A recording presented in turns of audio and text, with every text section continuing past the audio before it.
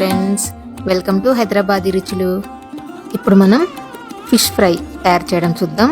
టేస్టీగా క్రిస్పీగా చాలా చాలా బాగుంటుంది. ఎంత బాగుంటుందంటే ఈ క్రిస్పీ ఫిష్ ఫ్రై మీకందరికీ తప్పకుండా నచ్చుతుంది. ఇక్కడ నేను 1 kg ఫిష్ తీసుకున్నాను. పసుపు ఉప్పు వేసి బాగా కడిగి పక్కన పెట్టుకోవాలి.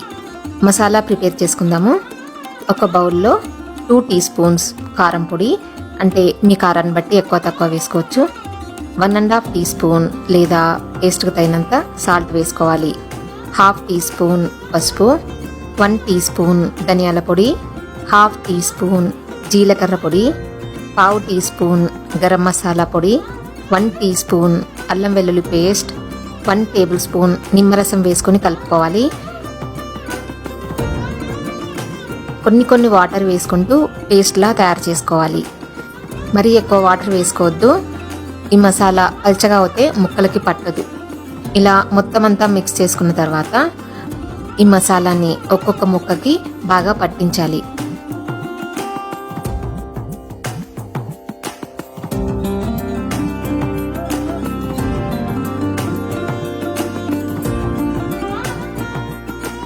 ఇలా అన్ని ముక్కలకి బాగా పట్టించిన తర్వాత ఈ ముక్కలన్నింటినీ 20 to 30 minutes పక్కన పెట్టుకోవాలి.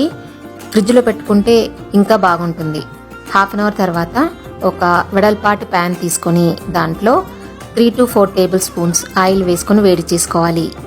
ఈలోపు కార్న్ఫ్లోర్ మిక్చర్ ప్రిపేర్ చేసుకుందాము.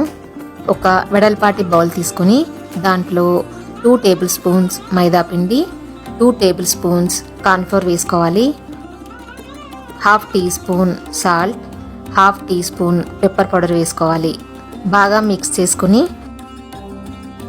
కొన్ని వాటర్ పోసుకుంటూ పల్చగా కలుపుకోవాలి. మరీ గట్టిగా కానీ మరీ పల్చగా కానీ కలుపుకోకూడదు. ఇదిగోండి, ఈ కన్సిస్టెన్సీలో కలుపుకోవాలి. అంటే మనం ఫిష్ ముక్కకి పట్టుకునేలాగా ఉండాలి.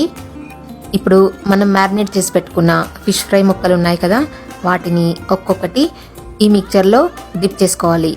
ఈ ఫిష్ ముక్కకి చుట్టూ అంతా బాగా పట్టేటట్టుగా డిప్ చేసుకుని ఇప్పుడు మనం వేడి చేసుకున్న ఆయిల్లో వేసుకోవాలి. ఒక్కొక్క ఫిష్ ముక్క డిప్ చేసుకుంటూ ఈ ప్యాన్లో పట్టేయన్ని వేసుకోవాలి.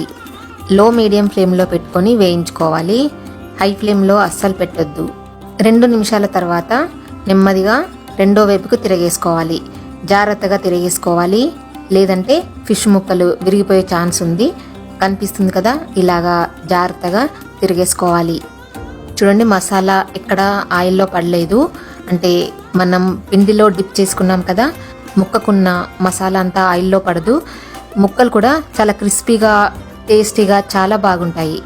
2-3 నిమిషాల తర్వాత నెమ్మదిగా మళ్ళీ తిరగేసుకోవాలి. ముక్కలన్నీ క్రిస్పీగా అయ్యే వరకు కొంచెం టైం పడుతుంది. ఇలా తిరగేసుకుంటూ బ్రౌన్ కలర్ వచ్చే వరకు ఫ్రై చేసుకోవాలి. అంతే, టేస్టీగా క్రిస్పీగా ఫిష్ ఫ్రై రెడీ అయిపోయింది. చూడండి, టేస్టీగా ఎంత బాగా కనిపిస్తున్నాయో. మీరు కూడా ట్రై చేసి చెప్తారు కదా.